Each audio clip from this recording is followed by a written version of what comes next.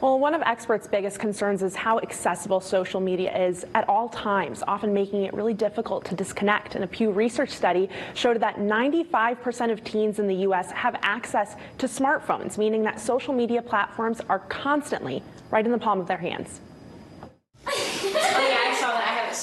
Being a teenager means there's a lot to like about life. I like to play lacrosse, hang out with my friends, and probably shop too. Scrolling through social media, also on that list.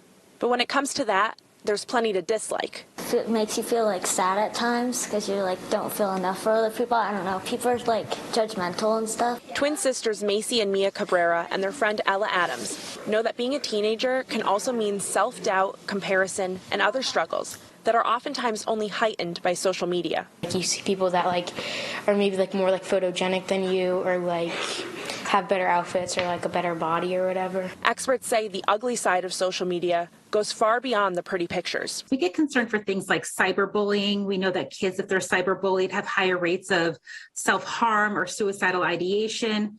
We also get worried about exposure to seeing risky behaviors. And that exposure can sometimes be endless. The American Academy of Pediatric and Adolescent Psychology says teens spend an average of 9 hours a day in front of a screen. Children have no refuge anymore. They have no safety anymore. They can never untether themselves from constant bombardment from technology and social media. And that's part of what doctors fear too. It can be sort of a suck that you just get absorbed into it, and then you kind of lose track of homework, schoolwork, getting to where you need to be, or getting to sleep on time. Experts say it's all about getting the endless scrolling to stop. They say parents should try and limit their kids' screen time and lead by example, putting your own phone away. Not bringing our phones into bed and scrolling while we're trying to get to sleep as well. And I think the best way that we can model it is only going to help our kids as well. A former Facebook employee turned whistleblower, Frances Hagen, alleges that's the company's goal, to keep teens online as long as possible. She testified in front of U.S. and U.K. lawmakers, accusing Facebook of having internal research that showed its photo and video sharing app, Instagram, is harmful for teenagers and children, and that the company prioritizes profits over safety. Facebook's own reports say it is not just that Instagram is dangerous for teenagers. It is actually more dangerous than other forms of social media. Facebook has pushed back on the claims. CEO Mark Zuckerberg saying, "We care deeply about issues like safety, well-being, and mental health. It's difficult to see coverage that misrepresents our work and our motives." But lawmakers have still been calling for change.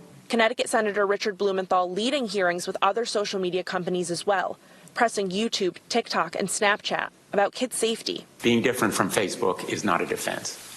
That bar is in the gutter. He and other senators have called for stricter laws protecting kids' privacy online. Experts say it's not all bad, though. Social media can be a great way for children and teens to find other people with similar interests and connect with their friends. It's all about moderation, communicating with kids about their social media use, and using it responsibly. Now, I did reach out to Facebook to see if they have any plans to change any policies in light of these allegations, but we haven't heard back yet. And Ben and Jen, I really do feel for these girls. I mean, as an adult, I spend a lot of time on social media, to be honest, and I definitely feel some of the things that they were describing. I mean, I feel self-conscious. I definitely compare myself, and I just can't imagine being 13 in 8th grade like they were and having to constantly deal with this. And, you know, also with the cyberbullying thing, they said that they constantly feel judged, even by people at the high school, because now you're connected to these people that aren't even in the same school as you. So that's pretty heartbreaking. And you know, anyone would be self-conscious. It's someone's highlight reel. No one's necessarily posting every bad thing that's happening to them, right? The bullying in school doesn't stay in school. Right. That's the thing. It's 24 hours around the clock in so many different ways, right? Yeah, we all need to take a break sometimes. Gabby, very informative report. Thank you. Thank you, Gabby.